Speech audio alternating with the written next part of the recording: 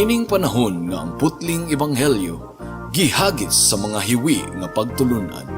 Kinahanglan mo barug ang mga tinunan ni Kristo sa pagpakigbisog sa paglaban sa pagtuo, nga magkausa ug alang sa tanang panahong gihatag sa Dios ngadto sa iyang katawan. Maoy hinungdan nga namugna kining tulumanon ang putling ebanghelyo.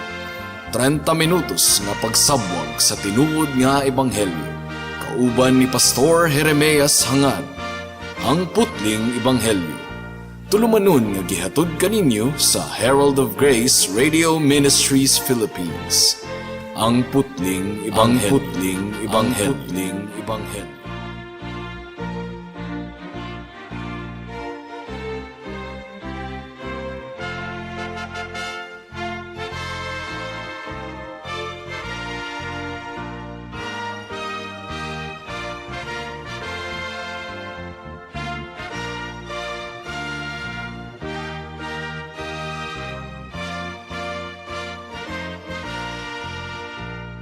Alang sa patukuranan sa pagpamalandong sa pulong sa Ginoo niining takna atong pag-aablihan ng atong Biblia sa Psalm chapter 130 verses 1 to 8. Apan sa dili pa akong gipaabot ang akong pagpanimbaya sa akong 94 years old nga lolo nga si Isabelo Laures Sr. Psalm chapter 130 verses 1 hangtod sa 8. Ang giingon dinhi mga kaigsunan. Gikan sa kahiladman sa akong kagulanan, nagsangpit ako kanimo, o Ginoo. Ginoo, pamatia ako og dungga ang akong pangaliya. Kung ilista mo ang among mga kalapasan, o Ginoo, kinsay dili kasilutan. Apan kanimo adunay kapasayloan, aron magtahod gayud kami kanimo. Naghulat ako nga mahinangpon sa panabang sa Ginoo, misalig ako sa iyang pulong. Naghulat ako sa Ginoo, labaw pa ka mahinangpon sa panabang sa Ginoo, misalig ako sa iyang pulong. Naghulat ako sa Ginoo, labaw pa ka mahinangpon kaysa mga magbalantay nga nagpaabot sa kabuntagon. Oo, labaw pa gayod ka mahinangpon kaysa mga magbalantay nga nagpaabot sa kabuntagon. Israel, salig sa Ginoo, kayang iyang gugma walay paglubad ug andam siya kanunay sa pagluwas. Luwason niya ang katawhan sa Israel gikan sa tanan nilang kalapasan. May the Lord bless the proclamation of His word at this moment. Ang Psalm chapter 130 mga kaigsuunan, nagsugod kini sa usa ka pangaliya nga gikan sa kasing-kasing nga puno gayud kaayo sa kagulanan. Mi syagit or mitawag ang salmista gikan sa kinahiladman sa iyang kasing-kasing. Ang giingon dinhi, gikan sa kahiladman sa akong kagulanan, nagsangpit ako kanimo, o Ginoo. Ug adunay daghan kaayong mga rason nganong ang mga katawhan makasinati og tumang kagulanan mga kaigsuonan. Adunay mga tawo nga nakasinati og kagulanan gumikan kay ang ilang panglawas nagakunhod mga kaigsuunan. Duna sila'y grabe kaayo nga balatian sa ilang luya nga panglawas. Dili na gani sila halos makalihok ug wala na gyud sila'y paglaom nga maayo pa sa ilang balatian. And so, nakasinati sila og tumang kagulanan. Aduna usab nakasinati og tumang kagulanan, gumikan kay nag-inusara na lang sila sa kinabuhi. Wala na sila'y pamilya ug wala usab sila'y mga higala. Kung ang Ginoo unta mag-provide og higala alang kanila, so they despair another day of loneliness. Ang uban usab nakasinati og tumang kagulanan, gumikan kay ang ilang panginabuhi nawagtang, ang ilang pangwarta mga kaigsuunan gaaginod kaayo sa nga tanan.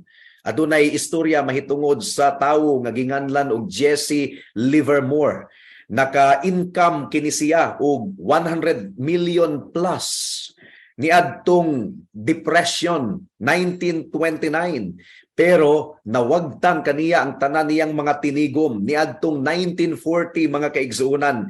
Naghikog kining si Jesse Livermore ug ang iyang suicidal note or suicide note nagkanayon mga kaigsuunan. Nagpadala siya og suicide note sa iyang asawa. My dear Nina, can't help it. Things have been bad with me. I am tired of fighting, can't carry on any longer. This is the only way out. I am unworthy of your love. I am a failure. I am truly sorry, but this is the only way out for me. So luoy kayo mga kaigsunan, no? Sa tumang kagulanan, iyang nahunahunaan nga tapuson na lamang ang iyang kinabuhi. Ang tumang kagulanan, lisod gayud kaayo kining atubangon, kung wala kitay Ginoo sa atong kinabuhi. Out of the depths have I cried unto you, O Lord. Mao kini ang problema sa tawo mga kaigsunan.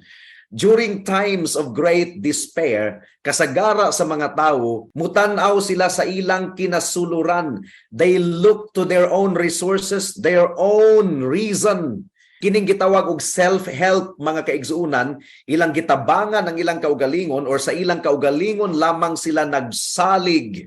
Huyang gayud kaayo kini nga support ug dili kini makalahutay, dili kini makasugakod apan ang tawo nga nakaila sa Dios sa oras sa iyang kagulanan, nakasabot siya nga ang tabang nagagikan lamang sa atong buhi nga Dios. Mao nga mutawag gayud siya sa atong Ginoo. Psalm chapter 62 verse 7 ang giingon dinhi, anaa sa Dios ang kaluwasan ug kadungganan, kay siya ang gamhanan kung tigpanalipod ang akong taguanan. So you see, ang tawo sa Ginoo nakasabot gayod nga ang panabang nagagikan lamang kaniya. Psalm chapter 94 verse 22 ang giingon dinhi, apan ang Ginoo manalipod kanako, ang akong Dios mulaban kanako. Out of the depths of despair, ang salmista sa Psalm chapter 130, midangup gayud siya sa Ginoo. Verse 2, Ginoo, pamatia ug dungga ang akong mga pangaliya. Ug unsa man ang hinungdan nganong ang salmista nakasinati og tumang kagulanan. Nganong nadesperado man kaayo kining tawhana. Well, ang verse 3 nagahatag kanato og clue mga kaigsuunan nganong grabe kaayo ang kagulaanan ining tawhana. Ang giingon sa verse 3 mga kaigsuunan, kun ilista mo ang among mga kalapasan o Ginoo, kinsay dili kasilutan. Ang hinungdan sa iyang tumang kagulaanan mao ang iyang kasalanan mga kaigsuunan. Ang problema niya, nabati niya nga atubangan sa Ginoo siya guilty. Dako kaayo ang iyang salaod. Ug nagtuo ako mga kaigsuunan nga mao kini ang pinakadakong problema sa tanang mga katawhan dinhi sa kalibutan. Ug usa sa pinakadakong problema alang sa usa ka Kristohanon mao ang realidad nga aduna pay nahabiling mga kasalanan sa iyang kalag. Ang guilt sa sala mga kaigsuunan bugat gayud kaayo kini, to the point nga si Judas Iscariote naghikog ug wala gayoy kahupayan niini nga guilt mga kaigsuunan hangtod nga kita maghinulsol ug musalig sa atong Ginoong Hesukristo. Only then makabaton ang atong kalag ug kalinaw ug paghupay nga makaplagan lamang nato kung kita maghinulsol sa atong kasalanan ug musalig ug mudangup lamang sa atong Ginoong Hesukristo. Adunay duha ka bahin ang atong pamalandong niining taknaa. Una, only the Lord can remove the guilt of your sin. Ang Dios lamang ang makatangtang sa kining gitawag og guilt gumikan sa imong sala. Ikaduha, only the Lord can defeat the power of your sin. Ang Dios lamang ang makapildi sa gahom sa imong sala. Mudangat na kita sa unang punto. Only the Lord can remove the guilt of your sin. Ang Ginoo lamang ang makatangtang sa atong salaod at tubangan sa Dios. Ang giingon sa verse 3, kung ilista mo ang among mga kalapasan, o Ginoo, kinsay dili kasilutan. Ang problema sa mga katawhan, mga kaigsuunan, mao nga sila buta sa kamatuoran mahitungod sa ilang kasalanan. Jutay lamang gayud ang nagkinabuhi sa ilang kinabuhi dinhi sa kalibutan nga adunay pag-ila mahitungod sa pagkabalaan sa Dios. Ug kun duna may pag-ila ang mga tawo mahitungod sa pagkabalaan sa Dios, nagtuo sila nga mga buutan sila. Posible nga masipyat sila panalagsa, pero overall, ang ilang pagtanaw sa ilang kaugalingon, mga buutan sila ug takos sa grasya ug panalangin sa Ginoo. Ug mo kini hinungdan nga kining mga tawhana mo reklamo kung makasinati sila og mga problema sa kinabuhi. Apan ang tawo nga matarong nakit-an gayud niya ug nasabta niya ang iyang kahugaw, tataw gayud kaayo. Ang iyang mga mata bukas sa kamatuoran nga siya makasasala atubangan sa Ginoo. Sa iyang pagtanaw sa iyang kaugalingong kalag, nakita niya ang realidad sa iyang korupsyon, mga kaigsunan. Ug wala nay mas dako pang kagulanan, wala nay mas dako pang pagkadesperado, gawas lamang kun mahailalom kita sa conviction, natandog kita sa atong kalag, mahitungod sa kamatuoran sa atong kasalanan. Ug kung walay kapasayloan, mga kaigsunan, magpabilin kita nga desperado ang atong kahimtang. Gumikan kay ang giingon sa verse 3, if you, O Lord, should mark iniquities, kung imong ilista ang among mga kalapasan, O Dios, O Lord, who can stand? So, adunay pag-ila sa salmista nga ang Dios nakakita sa tanan niyang mga kasalanan. Ang Dios nasayod sa tanan natong mga kasalanan, mga kaigsunan. Walay makatago ug makaikiya sa atensyon sa atong Ginoo. He knows everything nga atong nabuhat, mga kaigsunan. Nakita niya ang pagpangabugho sa atong kasing-kasing, nakita niya ang kasina, nakita niya ang kaaligot-got sa atong kasing-kasing, nakita niya ang kasuko, ang kaulag, ang garbo, mga kaigsunan, nakita niya ang kahakog ug ang kamatuoran mao kini. Ang Dios naglista gayod sa atong mga kasalanan. Nakita gayod sa atong Dios ang tanan natong mga sala ug iyang nahinumduman kini. Wala niya kini makalimti, mga kaigsunan, bisan pa ang atong mga kasalanan kaniadto pila nakatuig ang milabay. Gi-record sa Ginoo ang matag sala nga atong nabuhat ug sa adlaw sa paghukom pagabuklaron sa Ginoo ang libro ug iyang ipakita kanato ang atong salaod. Ug matag sala takos gayod sa tunglo ug kapungot sa atong buhi nga Dios. Romans chapter 2 verse 5 to 6 ang giingon dinhi. Apan gahi kag ulo, busa gihimo mo ang kaugalingon mong silot nga labi pang dako unya sa adlaw nga ipadayag na ang kasuko ug matarong nga hukom sa Dios. Kay hukman sa Dios ang matag tawo sumala sa iyang mga buhat. So, kung ang tawo pasagdahan sa ilang kaugalingon, dili gayud sila makabarog at tubangan sa Ginoo. In a world void of mercy, wala nagilaing mas takus pa nga atong madawat kundi ang tunglo sa Ginoo gumikan sa atong sala.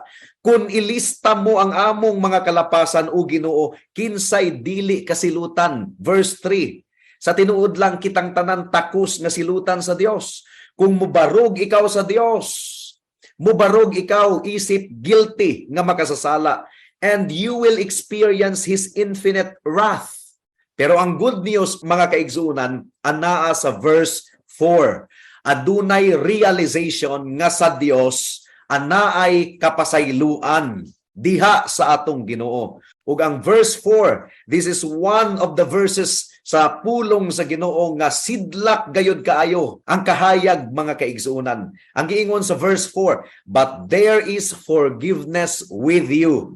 Apan kanimo adunay kapasayloan. So higala, kung ana ay ikaw sa kinahiladman sa imong kagulaanan, gumikan sa imong sala, good news is that available ang kapasayloan, ana usab sa Ginoo makaplagan. Dili kinahanglan nga malaglag ang imong kalag hangtod sa kahangturan gumikan sa imong sala. Adunay gasa sa kapasayloan. Dili ba ikaw buot nga mudawat niini higala, niining taknaa? O kini nga kapasayloan ato kining maangkon dili pinaagi sa atong buhat, dili pinaagi sa atong pagpaningkamot, kundi pinaagi lamang sa grasya sa atong buhi nga Dios. So unsaon man nga madawat nato ang libre nga gasa sa kapasayloan, una kinahanglan nga atong isugid ang atong kasalanan sa atong Dios. Unang Juan kapitulo 1 bersikulo 9 ang gingon dinhi, apan kung isugid nato sa Dios ang atong mga sala, Siya nga matarong ug matinumanon sa iyang saad, mupasaylo gayod sa tanan natong mga sala ug maghinlo sa tanan natong kalapasan. Praise God. And notice, ang salmista mi tawag sa Ginoo gikan sa kinahilagman sa iyang kagulanan. And this is the nature of genuine conviction. Kung gitando gayud kita sa Ginoo, gumikan sa atong sala, ang atong kasing-kasing dili gayud mahiluna. Ang atong konsensya magakundinar kanato ug ang balaod sa Ginoo magakumbinsi kanato mahitungod sa atong salaod. Pero unsa man ang makasulbad sa atong problema, sa atong kasalanan, ang atong Dios matarong nga maghuhukom. Balaan gayud kaayo ang atong Dios. Walay kapasayloan kung walay gitawag og pardon. Pero walay pardon, mga kaigsuunan, unless mabayran ang hustisya sa Ginoo ug ang iyang pagkabalaan masatisfied, matagbaw. Ang good news naa sa verse 7 ug verse 8. Nagahisgot kini mahitungod sa pagtubos. Ang giingon dinhi, Israel salig sa Ginoo. Kay ang iyang gugma walay paglubad ug andam siya kanunay sa pagluwas. Praise God. Andam ang Ginoo kanunay sa pagluwas. Verse 8, luwason niya ang katawhan sa Israel gikan sa tanan nilang kalapasan. So, ang pagbayad sa hustisya sa Dios, mao kini ang atong problema kay dili nato mabayran. Gumikan kay kitang tanan nakasala apan adunay katubusan, adunay pagtubos nga gidisenyo ang Ginoo alang sa iyang mga katawhan ug kini pinaagi lamang sa grasya. Well, ang salmista, ang author sa Psalm 130, posible nga wa gyud niya masabti sa tiunay gayud ang pagtubos sa Ginoo nga natuman na diay kini sa atong Ginoong Hesukristo, pero klaro kaayo nga iyang nasabtan nga ang pagtubos wala niya kini gipalit or wala niya kini giangkon pinaagi sa iyang pagpaningkamot. Kini nga pagtubos libre nga gihatag sa Ginoo sa tanang nagtawag kaniya. Si Jesus mao ang atong pagtubos, gumikan kay gitagbaw ni Jesus ang tunglo ug kapungot sa Dios pinaagi sa iyang hamili nga dugo nga giula didto sa cross sa Kalbaryo. Gitagbaw sa Ginoong Hesukristo ang pagkabalaan nga gi-require sa balaod sa atong Ginoo. Kinahanglan nga mututok kita sa anak sa Dios, sa atong Ginoong Hesukristo. Kinahanglan nga mudangop kita kang Kristo ug musunod kita kaniya. Kinahanglan nga musalig kita sa iyang pagkamatarong ug kinahanglan nga musalig kita sa iyang dugo nga nagtagbaw sa hustisya sa atong buhi nga Dios. And we must embrace the Lord Jesus Christ as Lord of our lives. Mukadto ang unang punto. Si Kristo lamang ang makatangtang sa salaod nato atubangan sa Dios. Ikaduhang punto, ang Ginoo lamang ang makapildi sa gahom sa atong sala. Ang Ginoo lamang ang makapildi. Mo kini hinungdan nga giingon sa verse 5 ug verse 6 nga mupaabot kita sa Ginoo. Maghulat kita sa Ginoo. Ang giingon diri, naghulat ako nga mahinangpon sa panabang sa Ginoo ug misalig ako sa iyang pulong. Naghulat ako sa Ginoo, labaw pa ka mahinangpon kaysa mga magbalantay nga nagpaabot sa kabuntagon. Oo, labaw pa gayod ka mahinangpon kaysa mga magbalantay nga nagpaabot sa kabuntagon. Now, unsa may but pasabot ni ining naghulat kita sa Ginoo? Ang but pasabot ni ini, ang atong pagsalig, ato lamang gayong gibutang sa Ginoo. Ang atong paglaom, ato lamang gayong gibutang sa Ginoo. Wala pa nato makita ang atong Ginoong Hesukristo nawong sa nawong, pero kita nakasigurado nga diha kang Kristo. Adunay tibuok nga pagtubos nga atong maangkon. Philippians chapter 3 verse 12. Ang giingon dinhi, wala ako magpasabot nga nakabuot ko na kini o nahingpit na ako. Nagpadayon ako sa pagpaningkamot sa pagkabuot niini kay ako iya naman ni Kristo. So bisan pag do na pakitay mga experiences diri sa kalibutan nga may kalabutan sa remaining sin sa atong kalag. Pero nasayod kita nga aduna kitay paglaom sa kinabuhing dayon gumikan sa atong Ginoong Hesukristo. Wala kita giluwas sa atong Ginoo aron lamang makalikay sa silot gikan sa impyerno. No. Giluwas kita niya, mga kaigsunan, aron mahimo kitang gawasnon sa pagpangalagad kaniya ug pagsunod sa iyang kabubuton ug pagsimba kaniya. Ang kaluwasan di ay nga nadawat nato sa Ginoo, dili ka na mahimong lisensya nato nga magpakasala kita. No. Ang kapasayloan dili bot pasabot nga pwede natang magpakasala. Ang tinuod nga napasaylo, careful, mainampingon sa iyang paglakaw kauban sa Ginoo. Ang giingon diri sa verse 4, but there is forgiveness with you that you may be feared.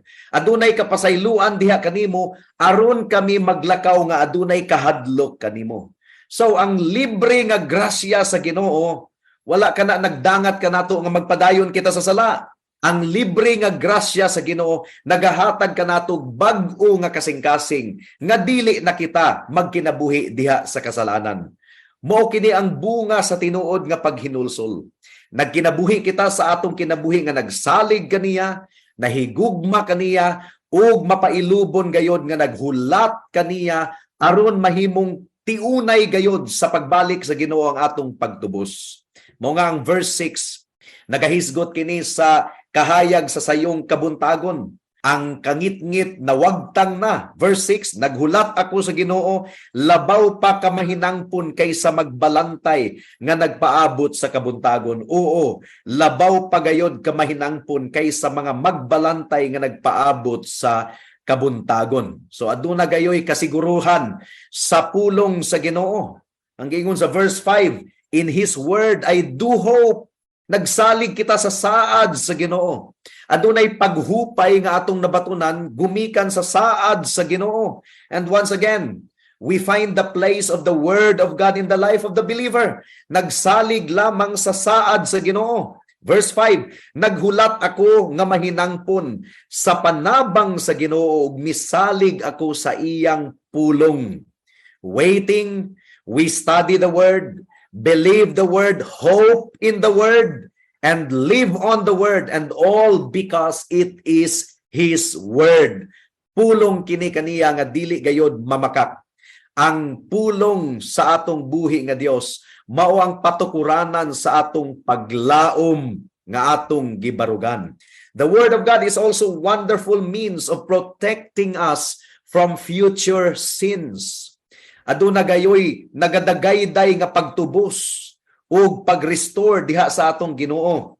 We find here the great transition gikan sa kagulanan nahimong kalipay. Adunay pagmaya sa verse 7.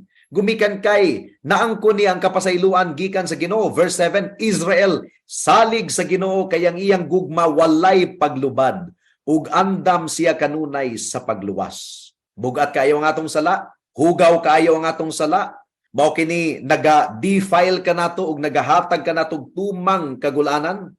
The lost sinner falls into the depth of despair and cries out from the pit. Apan unsa ang tinubdan sa atong kasiguraduhan, mga kaigsunan? Nakaplagan ba nato kini gumikan sa atong abilidad nga himuon natong walay sala ang atong kaugalingon? Nakaplagan ba nato ang atong paglaom gumikan sa atong abilidad nga mulimpyo sa atong kaugalingon? Kini nga salmo, mga kaigsunan, wala kini nakafocus sa tawo, kundi nakafocus kini sa grasya sa Ginoo. Nakafocus kini sa kaayo sa Ginoo, sa kapasayloan sa Ginoo, sa pagtubos sa Ginoo. Ug higala ayaw pag-focus sa imong abilidad, pag-focus sa grasya sa Ginoo, sa kapasayloan. Israel salig sa Ginoo kay ang iyang gugma walay paglubad ug andam siya kanunay sa pagluwas. Praise God. Luwason niya ang katawhan sa Israel gikan sa tanan nilang kalapasan. Ang buot pasabot niini nagadagayday abundansya gayud kaayo ang pagluwas sa Ginoo. Nga bisan pa ang pinakamakasasala sa kalibutan adunay kaluwasan kung mutawag siya sa atong Ginoo. Mahimong pasayloon sa Ginoo bisan pa ang pagpatay, ang rape, ang adultery, ang homosexuality, mga kaigsuunan. Kung tinuod gayod nga naghinulsol ang usa ka tawo, adunay kapasayloan pinaagi sa dugo ni Kristo ug pinaagi sa iyang pagkamatarong. Igo na ang atong Ginoong Hesukristo. Mao nga kini nga salmo, mga kaigsuunan. Grabe kaayo ang good news niini nga gidala nga rika nato. Gumikan kay bisan pag-unsa kabugat sa atong sala, bisan pagmutawag kita sa Ginoo sa kinahilagman sa atong kasalanan. Adunay kaluoy diha kaniya ug adunay kapasayloan diha kaniya. Romans chapter 5 verse 20 to 21. Gihatag ang balaod aron mudugang ang kalapasan apan diin midaghan ang sala. Labaw pang midagaya ang grasya. Busa ingon nga naghari ang sala pinaagi sa kamatayon, maghari usab ang grasya sa Dios pinaagi sa pagkamatarong nga magdala kanato ngadto sa kinabuhing walay katapusan pinaagi kang Hesukristo nga atong Ginoo. Praise God. Adunay kapasayloan diha sa Ginoo, adunay kaluwasan nga libre. Busa higala ayan na pa ug maipa. Dangop kang Kristo bisag kinsa ka pa karon. Tawag sa iyang ngalan. Hinulsuli ang imong sala ug tuuhi ang gahom sa iyang dugo. Igo na kadto aron ibayad sa tanang silot sa imong sala ug ang iyang pagkamatarong isulob kanimo kung ikaw musalig kaniya ingon nga imong Dios ug manluluwas, bugtong manluluwas. Magampo ta. O labing gamhanan nga Dios, salamat kaayo sa imong pulong niining taknaa. Among gipangayo ang bunga niini, among gipangayo nga imong giablihan ang mga mata nga makita sa matag usa nga bisan pag-unsa kabugat sa among sala, bisan pag-unsa ang gilawmon sa among sala sa imong atubangan, kaya nimo kining papason o Dios pinaagi sa dugo ni Kristo ug sa iyang pagkamatarong kung ang tawo maghinulsol ug mudangop kang Kristo lamang. In Jesus name we pray. Amen. Mibisita sa amo ang akong nanay ug panalangin kaayo sa nga tanan nga makakanta kami awit alang sa pagdayeg sa Ginoo together.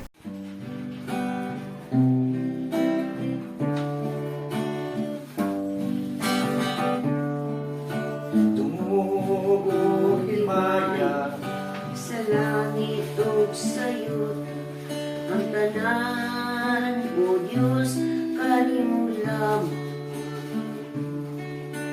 Ikaw puno sa buma, nga walay katapusan. O Diyos, awiton ko ang guma mo. Ginoong Diyos, mahigugmaon sa tanan. Tapos kanday kulong sibahon halang. Ang tanan kong gugma, kinatugyan ko kanimo. Ang kinabuhi ko, O Diyos, kanimo lamang.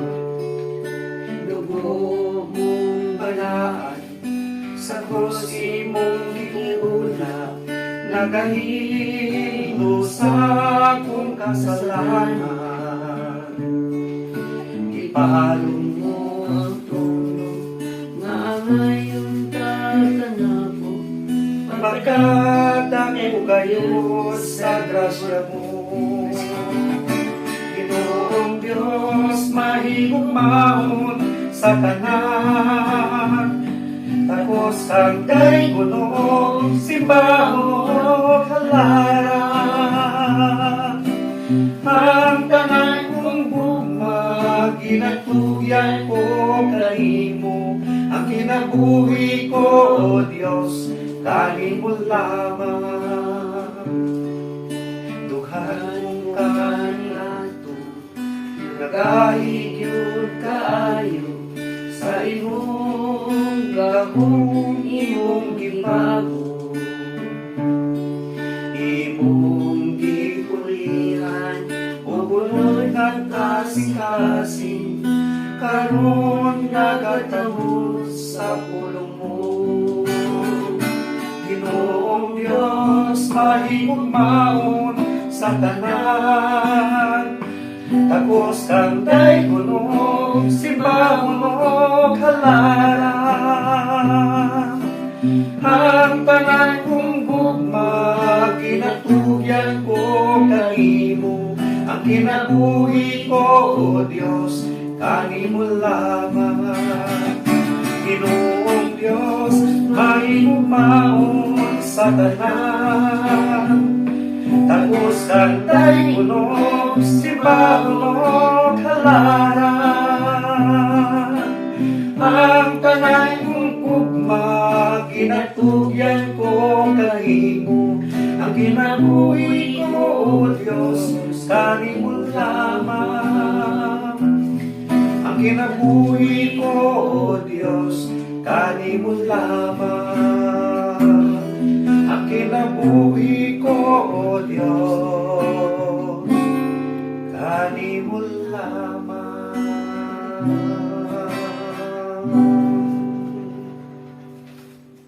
Alang sa dugang nga mga pangutana, mahimong mo text kang Pastor Jeremias hangad sa 0935 744 3030.